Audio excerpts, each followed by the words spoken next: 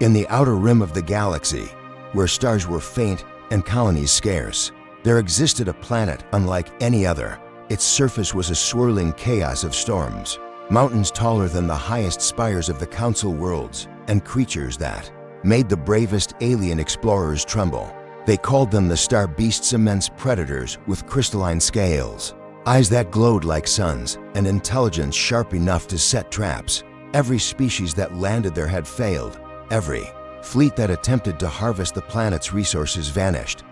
Then arrived Captain Mara Jensen, a human with no fleet, no advanced technology beyond her small expedition ship, and only a team of humans who trusted her completely. The aliens who watched her approach called her reckless. Perhaps she was, but humans were not known for caution. Humans were known for ingenuity, stubbornness, and the kind of creativity that ignored limits. Her first day on the planet began with disaster. A storm tore through their landing site, scattering supplies and nearly smashing their ship. But Mara and her crew worked quickly, gathering what they could, improvising shelters, and setting traps to secure the area. The Star Beasts watched from the shadows, curious, cautious. They had never seen humans move like this, disorganized, yet purposeful, fragile yet fearless. The first encounter came at dusk. A massive star beast emerged from the storm, its crystalline scales reflecting the dim light. Its roar shattered the air, sending Mara's team scrambling. Most species would have fled, not humans. Mara stepped forward, hands raised, not with weapons, but with signals, a mix of light, sound, and movement. The beast paused. It tilted its head, as if trying to understand. Humans didn't speak its language. They didn't shout or threaten. They adapted, they experimented, they engaged. Mara gestured to her crew to mimic her actions, and slowly, carefully, the creature began to respond. Weeks passed. Mara and her team mapped the planet, learned the beast's patterns, and observed their behaviors. Every failure taught them something. Every close call forced them to innovate. They built devices that mimicked the beast's calls, used light and vibrations to guide them, and slowly, methodically, the humans earned their trust. Word of this human expedition reached the nearby colonies. Aliens scoffed. They will fail, as all others have, they said. But Mara's methods were unlike anything the galaxy had seen. She did not attempt to dominate the Star Beasts.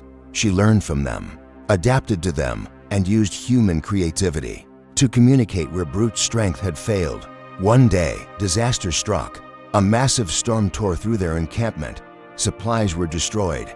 The beasts panicked. Mara knew the only way to survive was to unite with the Star Beasts, not fight them. She ran into the storm, risking her life, signaling the creatures. With a combination of lights, sounds, and movements she had perfected. Slowly, the beasts responded, guiding humans to safety, sheltering them with their immense bodies, and even defending them from the storm's deadliest blows. By the end of the storm, Mara and her team were battered but alive, and the Star Beasts, once feared as uncontrollable predators, now moved alongside the humans, cooperating rather than attacking. The colonies that had doubted her watched in astonishment. Mara realized something profound. The Star Beasts were not defeated. They were understood. Where technology and logic had failed, human persistence, empathy, and imagination had succeeded. The galaxy had never seen anything like it. Over time, the humans trained other humans and alien collaborators to work with the Star Beasts. They became a force for exploration and protection, using the creature's strength and intelligence to defend the Outer Rim colonies. From threats to large or dangerous for conventional fleets, humans had turned the planet from a death trap into a sanctuary. When Mara finally returned to the nearest Council outpost, she was met with disbelief. "You tamed them, you worked with them, you survived?" asked a young alien delegate. "Yes," Mara said, "not by fighting them, not by dominating them, but by learning, by trying, by refusing to give up. That is what humans do." The Council debated for weeks. The Star Beasts remained a dangerous species, but the humans had shown that cooperation, creativity, and determination could overcome what logic alone could not. Mara's methods were studied, taught, and eventually became a model for exploration missions across the galaxy. Years later, stories of Captain Mara Jensen and the human team. Who tamed the star beasts became legend, not because humans were the strongest or the fastest or the most technologically advanced. They became legend because humans were the most unpredictable, resilient, and creative species the galaxy had ever encountered. Even centuries later, the Outer Rim colonies would tell the tale.